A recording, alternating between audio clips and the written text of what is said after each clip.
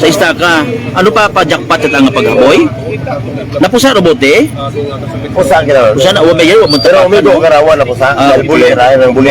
Ano man. Di So mo tingnan kilo ko sa iyo. gidan ng haboy. Oo. Mga kaibahan ni Luther nagbulig ng haboy. Oo, bulig ba? So ano doon nagagawa ka ra? Parang nauna maging tripingan ka Medyo makaroon tagali.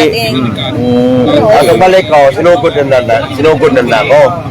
Tapos, Mga naman na panahon sa motor. Si Bayo, nakakuha yung ginabayo, nagbabayo pa. Dayang sigudot nag-amot. Ay, uwa kendra. Mataron. Ay conforme ka man sa nang sugid na to, ikaw ro ang ginaturo. Ay, ukol matawan siya nga batong ko nga. Sakto man na magturo. Pagbalik mo nga ginsugod ka nanda, na iguan ka or ano ro ano? Ikaw ro unang nagsugod, saan ka doon nagsugod At kini? balik ko, Oo. at pundot ang motor, sinugod na ako. Tapos, Pero man sa kasayo niya, may dayaw.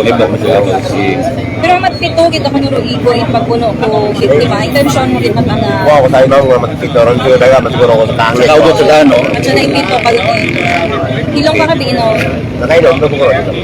Pero patanda mo matatanan Oo. tapos.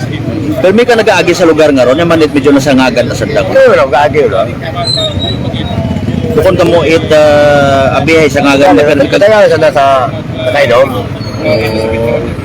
Nung anong dating kaso mo ba? Na-visit ka? Legal. Legal. Na ako na yung legal.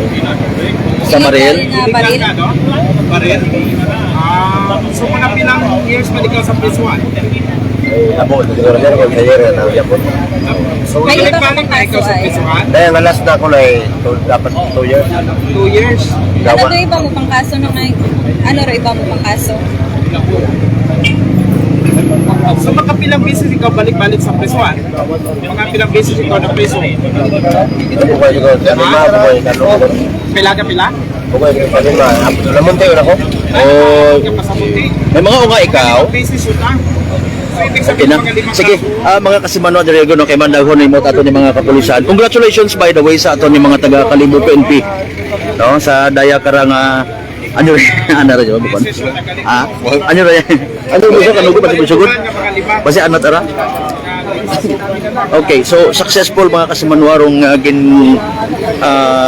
kandak na nga pag hot pursuit or manhunt operation ito ato niya Kalibo PNP sa dagran sa suspect sa pagpamuno kin aga-aga sa may area sila sir na Kalibo mga kasimanwa. So daghon ni Maura, no? Isakay na sa patrol. As per confirmation ni Police Lieutenant Colonel Vargas kay nangara sa aton nga pag-interview man, iya mismo ra imaw nanakpan sa area 8 Diversion Road, no? Mga kasimanwa. So medyo nakuan sang kuro rong flow traffic ay na yes area dahil sa pag-ilinabo it mga tawo, no? Daghon yun sa police station mga kasimanwa.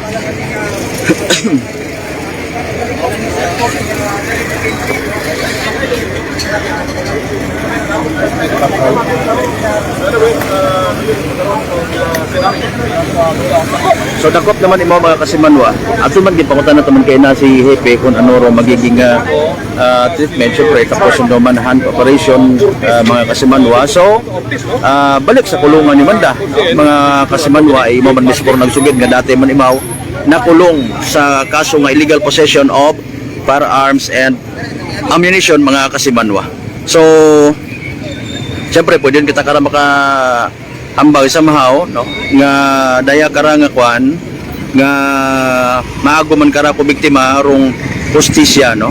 Tapos nga ni nga matabo dahil kara nga insidente kay na it aga-aga. Dili tayo ka naga-live report sa Makato Diversion Road with Kasimanwang Jerome Lastimosa para sa patas agmay tagipuso ni pagbenerbisyo publiko.